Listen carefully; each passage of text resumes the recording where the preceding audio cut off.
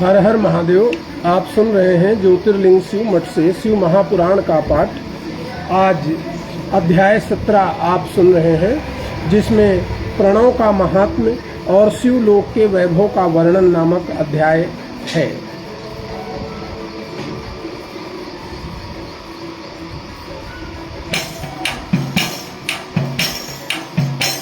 सूत जी कहते हैं कि प्रणव शब्द 3 अक्षरों से मिलकर बना है, जिसे प्र न व भी कहते हैं। प्रा से प्रकृति होती है, ना से नौका और वा को वाह कहते हैं। प्रणव शब्द त्रय अक्षर युक्त है, जिसे प्रणव भी कहते हैं। प्रा से प्रकृति, ना से नौका, वा को वाह कहते हैं। प्रकृति पार करने की जो नौका, वाह प्रणव कहा जाता है। माया से जो पार उतारे, उसे प्रणव ही कहा जाता है। वही प्रणव कहलाता है, वही प्रणव कहलाता है। माया से जो पार उतारे, वही प्रणव कहलाता है। प्रकृति को पार करने की जो नौका है, उसे प्रणव कहते हैं। प्रणव जाप साधक को निश्चित शिव समान कर देता है। जो इसका जप करता है, वो भवसागर से तरता है। आप सुन रहे हैं ज्योतिर्लिंग शिव मठ से शिव महापुराण का पाठ। आज विद्येश्वर संहिता का अध्याय 17 प्रणव का महात्म्य और शिव लोक के वैभव का वर्णन आप सुन रहे हैं। पंचाक्षर स्थूल प्रणव है, ओम सूक्ष्म कहलाता है। पंचाक्षर यानी नमः शिवाय, नमः शिवाय 5 अक्षर हो गए, इसीलिए पंचाक्षर कहलाता है। इसको स्थूल प्रणव कहा जाता है। और ओम जो सूक्ष्म प्रणव है। पंचाक्षर स्थूल प्रणव है, ओम सूक्ष्म कहलाता है। जीवन मुक्त पुरुष को हरदम सूक्ष्म प्रणव ही भाता है। वैरागी सन्यासी मार्ग के पथिक को हमेशा सूक्ष्म प्रणव यानी ओम का जाप करना चाहिए। जो प्राणी से सूक्ष्म प्रणव का 36 कोटि जाप करते हैं, ऐसे जप करता को ही हम योगी जन कहते हैं। 36 करोड़ यदि किसी ओम का जाप करता है कोई जीव, तो उसको योगी कहा जाता है। योगी वही है जिसने प्रणव का 36 करोड़ बार जाप कर लिया है। पृथ्वी जल आकाश तेज वायु को 5 भूत कहते, 5 तत्व। पृथ्वी जल आकाश तेज वायु को 5 भूत कहते हैं। शब्दिस पर स्वरूप रस गंधों को हम 5 विषय कहते हैं। 5 विषय है शब्द स्पर्श रूप रस गंध। अब इनका भाव क्या है, किस तत्व के साथ है? गंध आवनी, गंध तत्व जो है पृथ्वी का बोधक है। स्पर्श जो है वो वायु तत्व का है, अग्नि रूप का है। शब्द आकाश जल का है। गंध अवनी स्पर्श वायु है, अग्नि रूप कहलाते हैं। शब्दाकाश नीर रस होता, जब ये मिल जाते हैं। शब्द आकाश तत्व का है और जल रस तत्व का है। गंध पृथ्वी तत्व, स्पर्श वायु तत्व और अग्नि रूप तत्व। पंचभूत विषयों से मिलकर कर्म क्रिया करते हैं। इस कारण ही सारे प्राणी देह धरा करते हैं। इस बात का ज्ञान हो जाना चाहिए कि छित जल पावक गगन समीरा, ये पंच रचित जो हमारा अधम शरीर है, यह 5 तत्वों से मिलकर विभिन्न प्रकार के कर्म करता है। मैं करता नहीं हूँ, कर्ता ये पंचभूत और पंच विषय मिलकर करते हैं।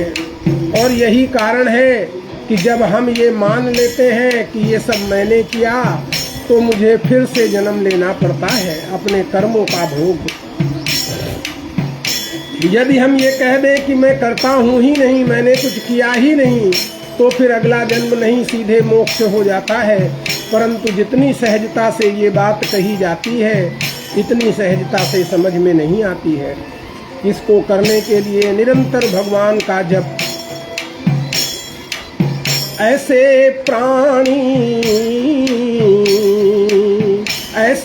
प्राणी को प्रवृत्ति पथगामी माना जाता है।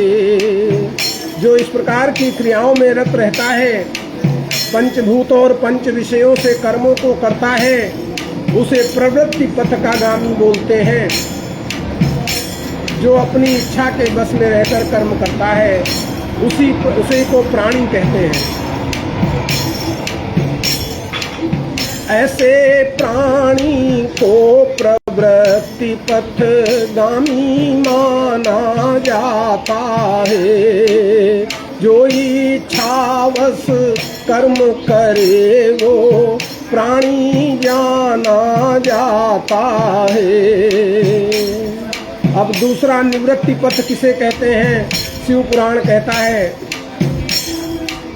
जो निष्काम कर्म करता है, प्रणव मंत्र को जपता है, वो ही योगी कहलाता है, ज्ञानी भी बनता है। जो कर्म निष्काम भाव से करता है, उसकी कर्म करने के प्रति कोई इच्छा नहीं होती और सदैव ओम मंत्र का जाप, प्रणव मंत्र का जाप करता है, उसे ही योगी कहते हैं और वो ही अंत में ज्ञान को प्राप्त होता है। जो 9 करोड़ प्रणव के मंत्रों का जाप करता है कोई साधक, तो उसका अंतःकरण शुद्ध हो जाता है। 9 करोड़ जप प्रणव मंत्र के, 9 करोड़ जप प्रणव मंत्र के, यदि साधक कर लेता है, अंतःकरण शुद्ध हो जाता, वो भव से तरता है। फिर वो पंचभूतों की सिद्धि को भी प्राप्त हो जाता है। पुनः 5 भूतों की सिद्धि यदि योगी को करना है। अगर इन 5 भूतों की सिद्धि आप कर सकते हैं, तो आपको 9 करोड़ जप उसके पश्चात पुनः करने पड़ेंगे।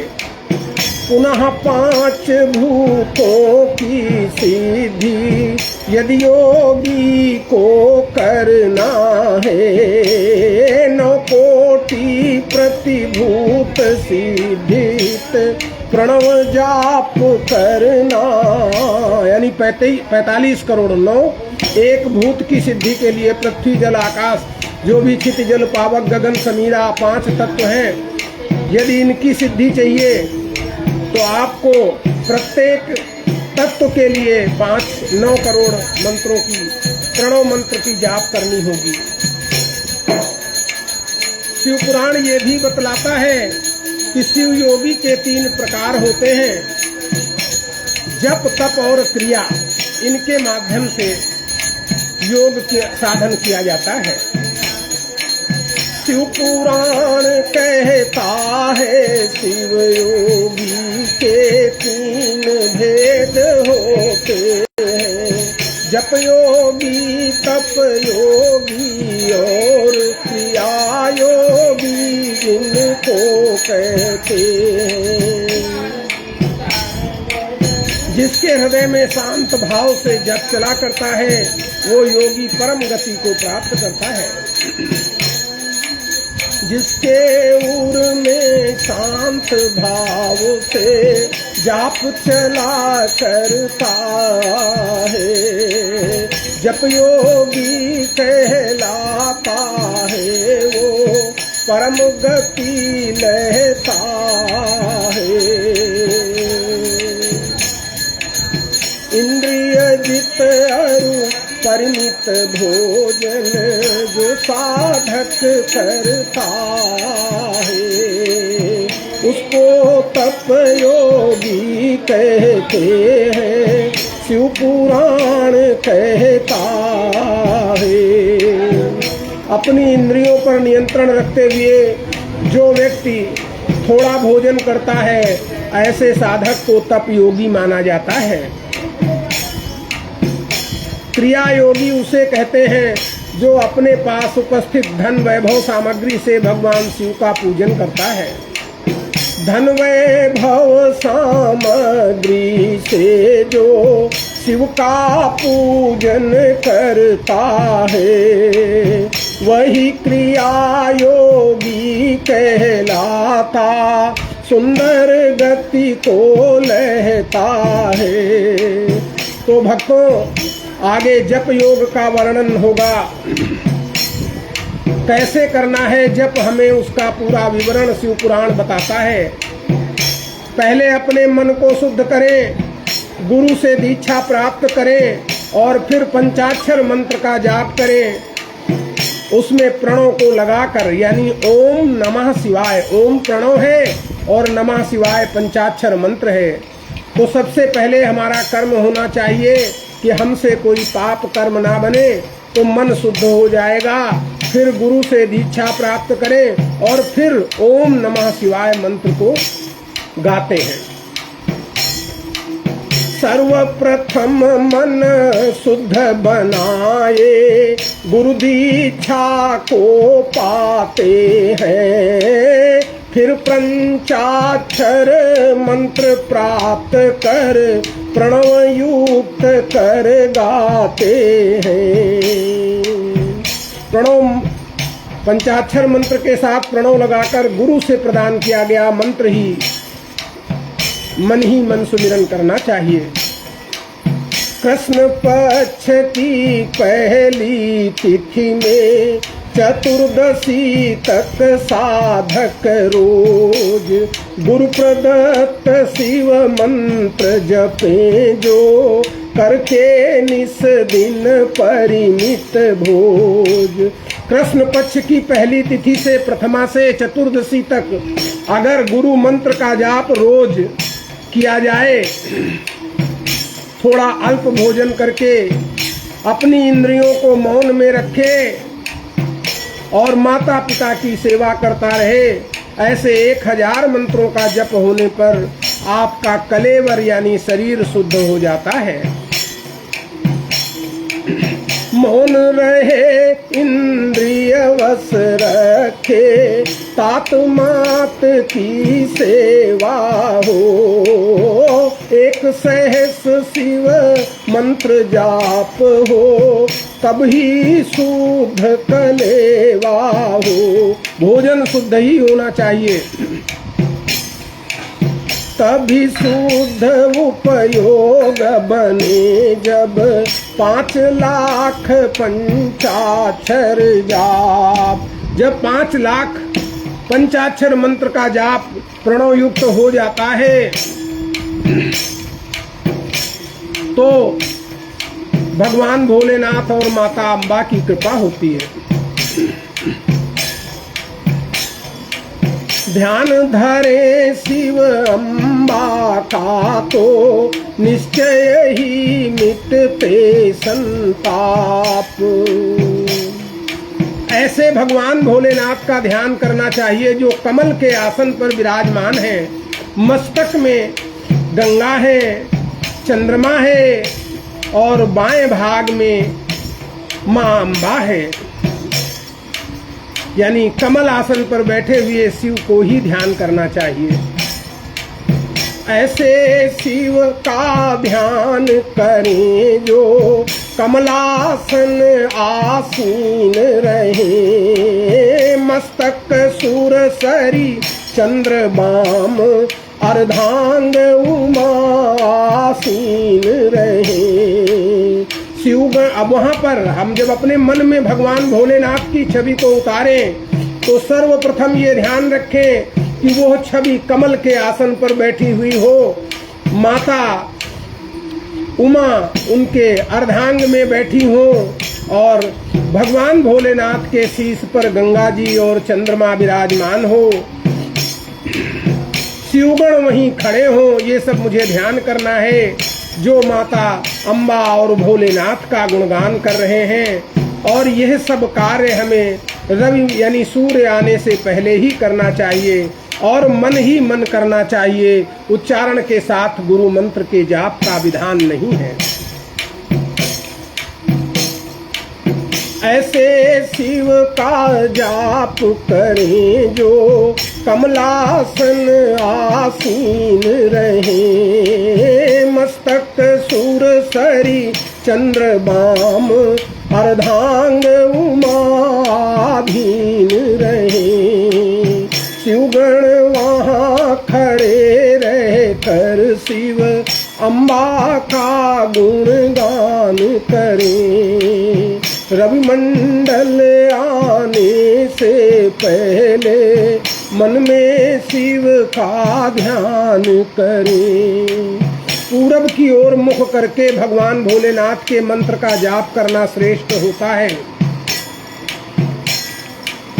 और अंतिम दिन चतुर्दशी के दिन 12,000 शिव मंत्रों का जाप होना चाहिए। पूर्वमुखी शिव मंत्र जपे सत युक्त सदा निष्पाप रहे।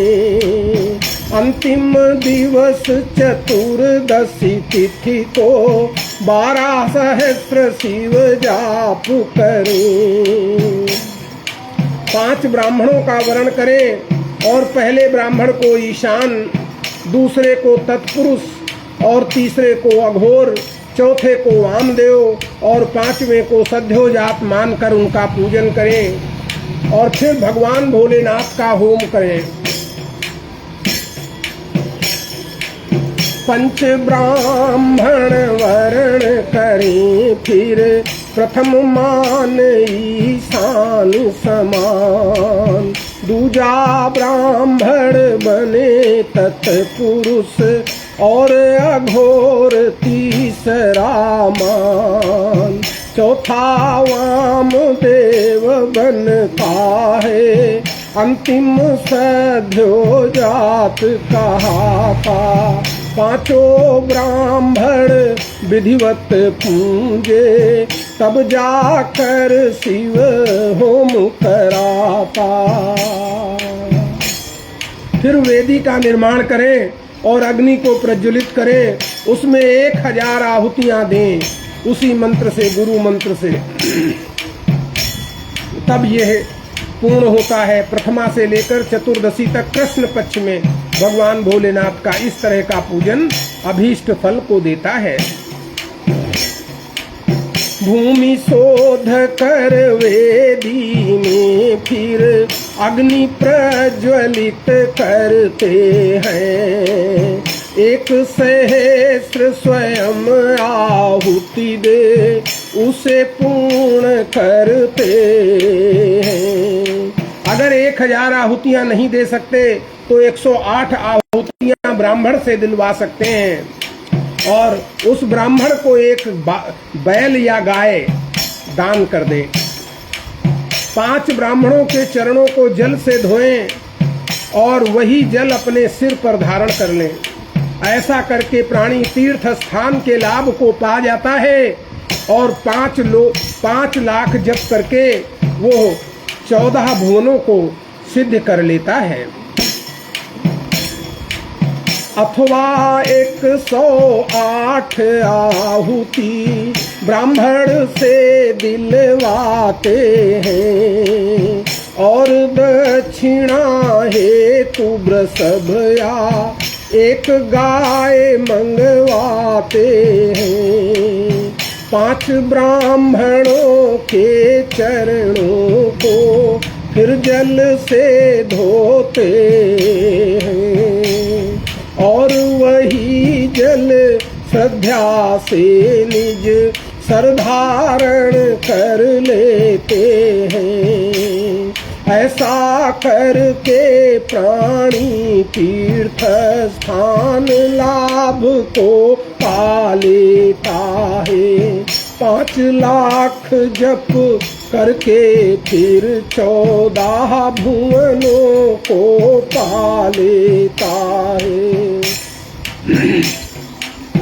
प्रणव मंत्र और पंचाक्षर मंत्र के जाप का वर्णन आपने सुना।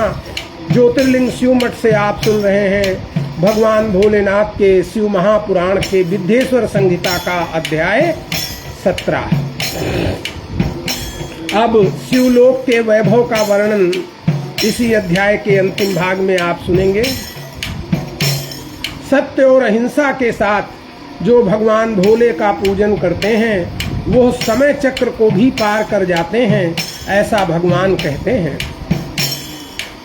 सत्य अहिंसा के संग जो भोले की पूजा करते हैं, काल चक्र को पार करे वाह ऐसा शिव कहते हैं।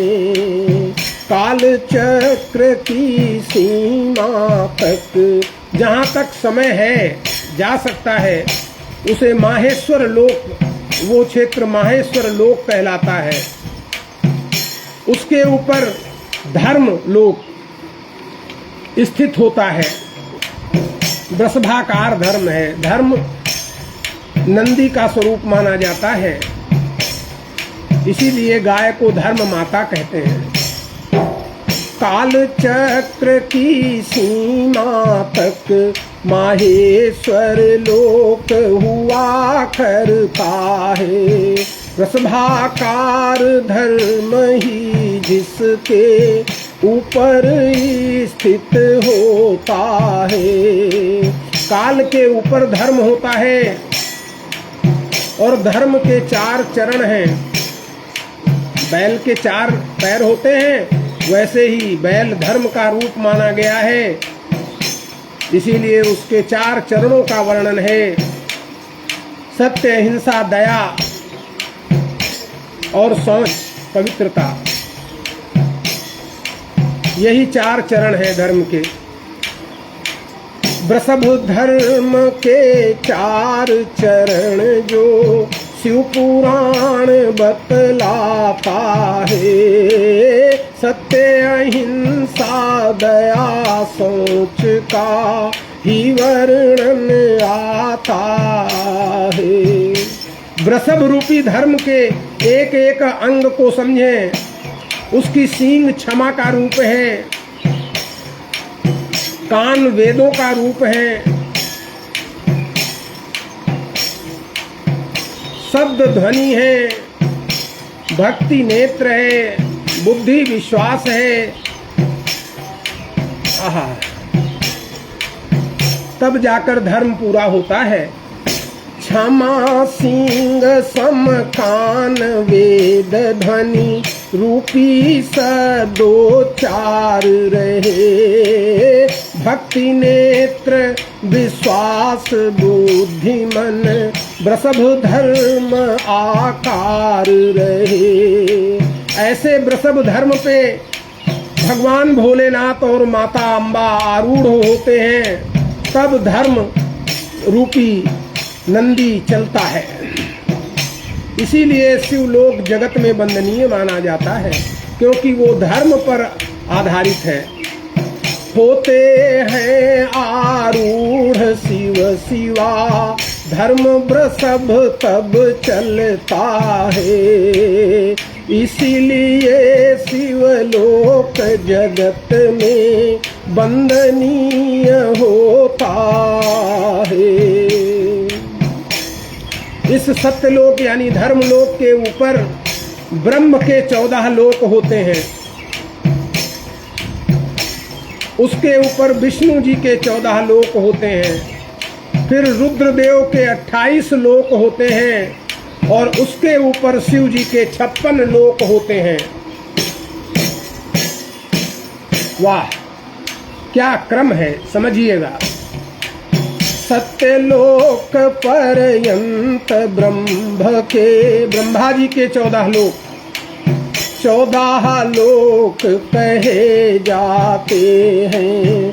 उसके ऊपर विष्णु जी के 14 लोक सुहाते हैं। रुद्रदेव ने अपने भी 28 लोक बनाए हैं।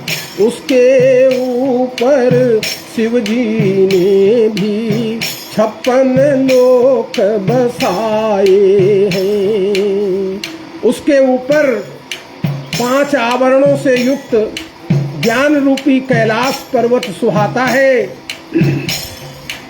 और उसके ऊपर 5 मंडलों 5 ब्रह्मकालों की शक्ति की ध्वजा फहराती है। उसके ऊपर 5 आवरण युक्त ज्ञान कैलाश सुहाता। 5 मंडलों 5 ब्रह्मकालों की शक्ति ध्वजा फहराता। उसके पश्चात जब इस धर्म ध्वजा में अम्बा ने अपनी शक्ति मिलाई, तब आदि लिंग का रूप प्रगटता है और उसे ही शिवालय कहा जाता है। जब इस शक्ति ध्वजा में अम्बा ने फिर शक्ति मिलाया है, आदि लिंग का रूप प्रगटता वही शिवालय कहलाया है। पराशक्ति से युक्त वहीं परमेश्वर शिव रहते हैं। ऐसे शिवालय में भगवान भोलेनाथ का निवास होता है। सृष्टि सृजन संहार अनुग्रह तीरों भाव करते हैं। यही 5 कर्म इस संसार में किए जाते हैं भगवान भोलेनाथ द्वारा। नित्य कर्म देवों का पूजन करने से शिव मिलते हैं। शिव की कृपा नजर पड़ते ही प्राणी मुक्ति लेते हैं। निज आत्मानंद स्वयं का होना मुक्ति कहा जाता है। क्रिया जाप तप ध्यान ज्ञान से साधक शिव को पा जाता है। अब शिव भक्ति का सत्कार। अरे 5 लाख जप करके जो शिव का अभिषेक कराता है, शिव का पूजन करके फिर जो खुद नैवेद्य चढ़ाता है। शिव भक्तों की पूजा करने से भगवान भोलेनाथ प्रसन्न हो जाते हैं, क्योंकि अपने भक्तों के हृदय में भगवान स्वयं रहते हैं। शिव भक्तों की पूजा से ही शिव प्रसन्न हो जाते हैं। शिव भक्तों के अंदर तो शिव स्वयं वास पाते हैं।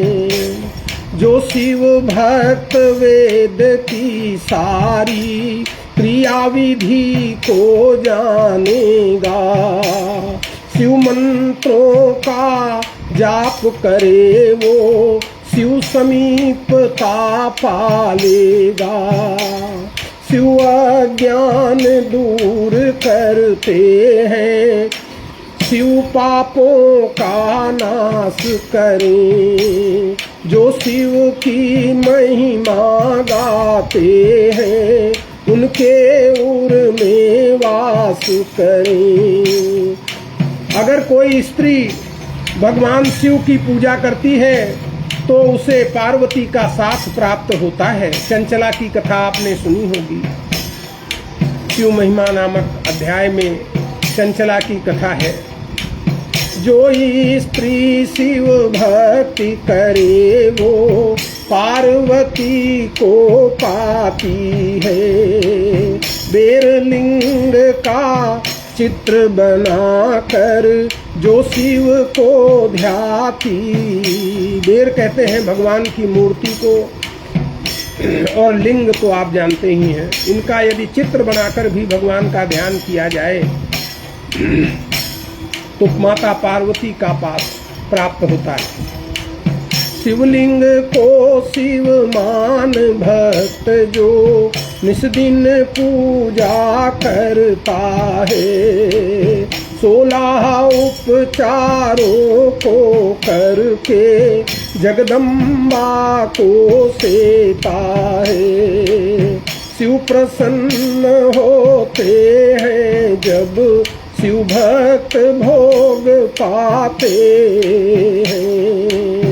इसीलिए तो साधक शिव भक्तों को भोग लगाते हैं। भगवान भोलेनाथ को प्रसन्न करने का सर्वश्रेष्ठ और सहज तरीका शिव पुराण बतलाता है कि शिव भक्तों को भोजन कराओ तो सीधे साक्षात भगवान को प्राप्त होता है। शिव भक्तों के साथ में सहृदयता रखें, उनका साथ करें तो भगवान सहज ही प्राप्त हो जाते हैं। भगवान भक्तों के हृदय में निवास करते हैं।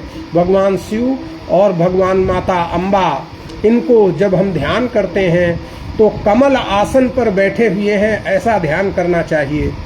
इससे सभी प्रकार के भौतिक और आध्यात्मिक सुखों की प्राप्ति होती है। आप सुन रहे हैं ज्योतिर्लिंग शिव मठ लखनऊ से भगवान भोलेनाथ का शिव महापुराण। आज आपने सुना विद्येश्वर संहिता का अध्याय 17। कल आप प्रातःकाल सुनेंगे 18वां अध्याय, बंधन और मोक्ष की विवेचना और शिव के भस्म धारण का रहस्य। तो तब तक के लिए हर हर महादेव, जय भोले शंकर।